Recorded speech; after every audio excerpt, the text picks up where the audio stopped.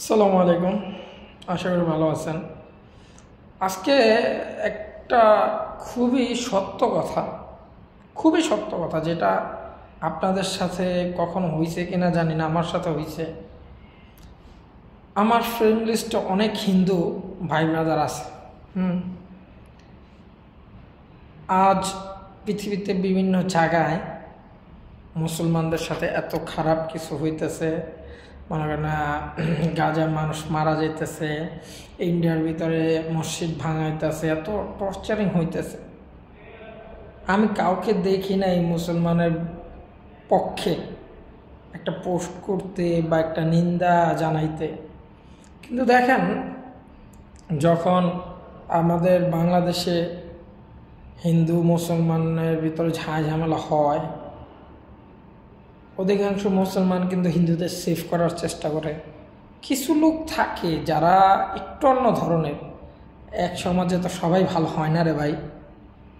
কিন্তু আমি এই কয়েকদিন যাবৎ লক্ষ্য করতেছি, আসলে কেন জানি মাইন্ডে এটা আসছে যে ইন্ডিয়া হোলিকে কেন্দ্র কইরা কত ঘটনা ঘটতেছে। আমি কাউকে দেখি নাই আমার হিন্দু ভাই ব্রাদার যারা আছেন তাদের একটা পোস্ট দিতে যে যা হচ্ছে ভালো হচ্ছে না, এতটা করা উচিত হয় নাই।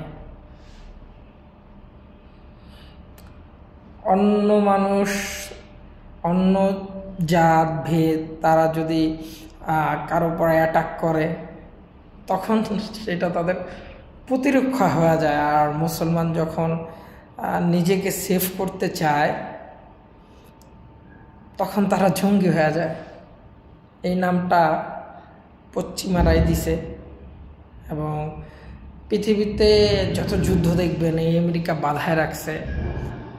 এগুলো কোনো সমস্যা না, এগুলা তারা প্রত্যেকটা নাগরিকের অধিকার, প্রত্যেকটা দেশকে সেফ দেওয়ার জন্য তারা এগুলা চালায় রাখছে। কিন্তু একজন মুসলমান যখন নিজের অধিকারের জন্য একটা আওয়াজ তুলবে, সুন্দর করে মনে করবেন আমাদের সমাজে কিছু সুশীল লেজ বিশিষ্ট মুসলমানও আছে।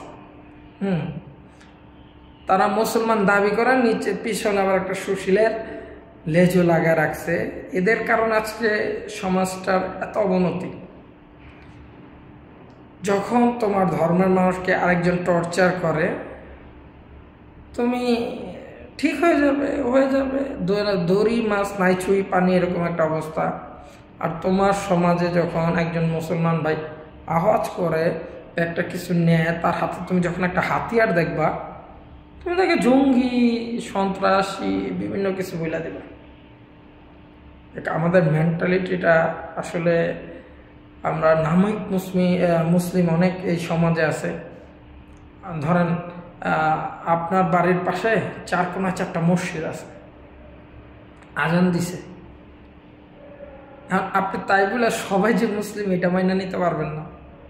কারণ যদি সবাই মুসলিম হইতো, সবাই যদি প্রকৃত মুমিন হইতো, নামাজের জায়গা খালি থাকতাম। এই আর কি। আসসালামু আলাইকুম।